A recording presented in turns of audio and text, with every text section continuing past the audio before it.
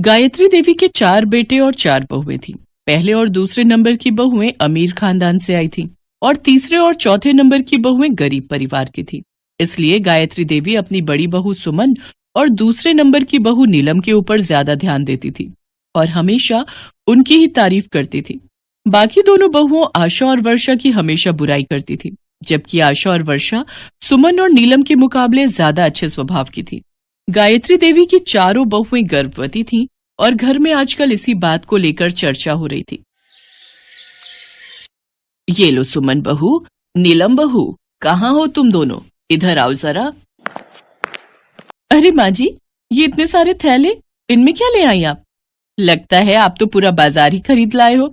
हाँ, है तो कुछ ऐसा ही। अब मेरी दोनों लाडली बहुएं गर्भवती हैं, सुंदर सुंदर बच्चों को जन्म देने वाली हैं, तो उनका ख्याल मैं नहीं रखूंगी तो और कौन रखेगा। ये देखो, ये रहे देसी घी से भरे हुए डिब्बे, ये रहे बादाम काजू किशमिश के डिब्बे और सभी तरह के फल सब्जियां। और हाँ, तुम दोनों को ये नमकीन वाले बिस्किट और केक भी पसंद है ना, तो मैं दुकान से ये भी खरीद लाई। अब रोजाना पेट भरकर खाया करो। तुम दोनों को अपने खान पान का पूरा ध्यान रखना है। ठीक है माँ जी। वैसे मैंने आपको जो पैसे दिए थे सारे लग गए या फिर कुछ बचे हैं? मतलब ऐसे ही पूछ रही थी कि उन रुपयों से सामान आ गया होगा। अरे, आपने तो पैसे खर्च ही नहीं करे, मैंने तो आपको दिए थे, फिर ये सामान? ऐसी सास थोड़ी हूं जो अपनी बहू के पैसे खर्च करवा दूंगी।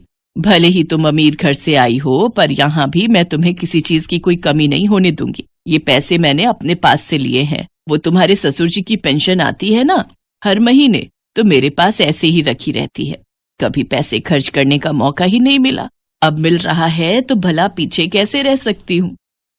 सचमुच हमारी सासू माँ कितनी अच्छी है ना जेठानी जी। आशा, ओ आशा, वर्षा, कहाँ हो तुम दोनों? कब से बैठी हूँ, एक गिलास पानी का भी नहीं पूछा।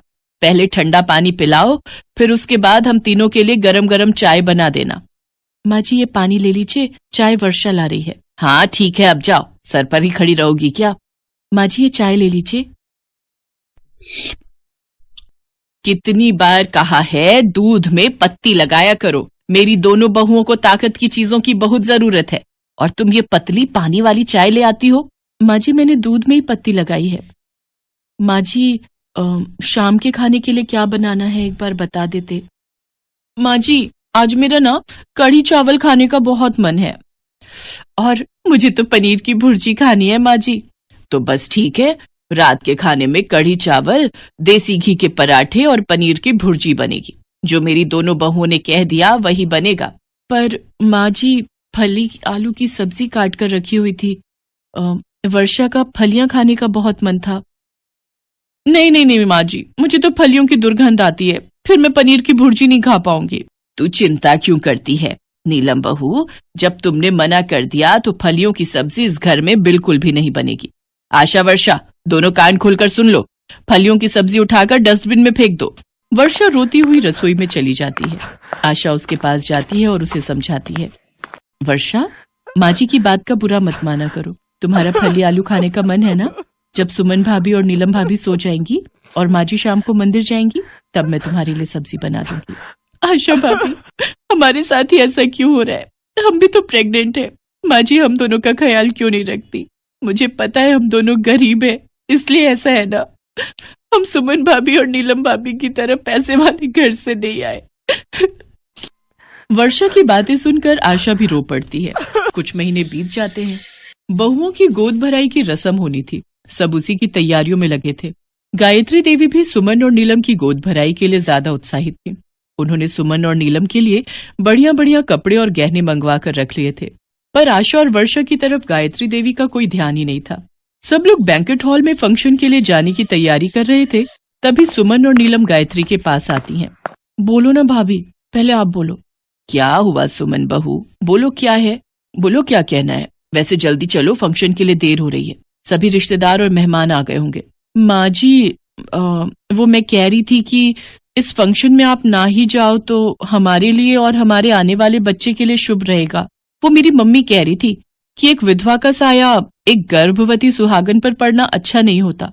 माँ जी, ये हमारे भले के लिए है, आप एक विधवा हो और आपका साया हमारे और हमारे आने वाले बच्चों पर पड़ा तो ये शुभ नहीं होगा। इसलिए आप इस फंक्शन में ना ही जाओ तो बेहतर है। आप आज हम दोनों से दूर ही रहना, और हम नहीं चाहते कि हमारे आने वाले बच्चे की जान को खतरा हो। सुमन और नीलम की बातों को सुनकर गायत्री देवी को एक धक्का सा लगता है और उनकी आंखों में से आंसू बहने लगते हैं। वो हिम्मत बांधते हुए दोनों को सिर हिलाकर मना कर देती हैं।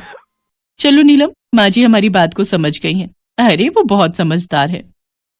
सुमन और नीलम फंक्शन में चली जाती हैं, पर कुछ देर बाद वो देखती हैं कि गायत्री देवी फंक्शन में आ गई हैं। माँ जी, हम आपको मना करके आए थे ना कि आप फंक्शन में मत आना। आपने फिर ऐसी बच्चों वाली हरकत की कि आप नहीं चाहती कि हम और हमारा बच्चा सुरक्षित रहे। तभी आशा और वर्षा आ जाती हैं। सुमन भाभी, नीलम भाभी, माँ जी को हम लाए हैं। माँ जी हमें और हमारे आने वाले बच्चों को आशीर्वाद देंगी। हाँ भाभी, माँ जी का आशीर्वाद हमारे लिए भगवान के आशीर्वाद के समान है।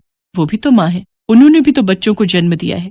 वो भी हमारे होने वाले बच्चों की दादी बनेंगी, इसलिए हमें आशीर्वाद देने का सबसे पहला अधिकार माँ जी का है। चलिए माँ जी, हम दोनों बहुओं को अपना आशीर्वाद दीजिए। हमारी गोद भराई की रस्म आपसे ही शुरू होगी।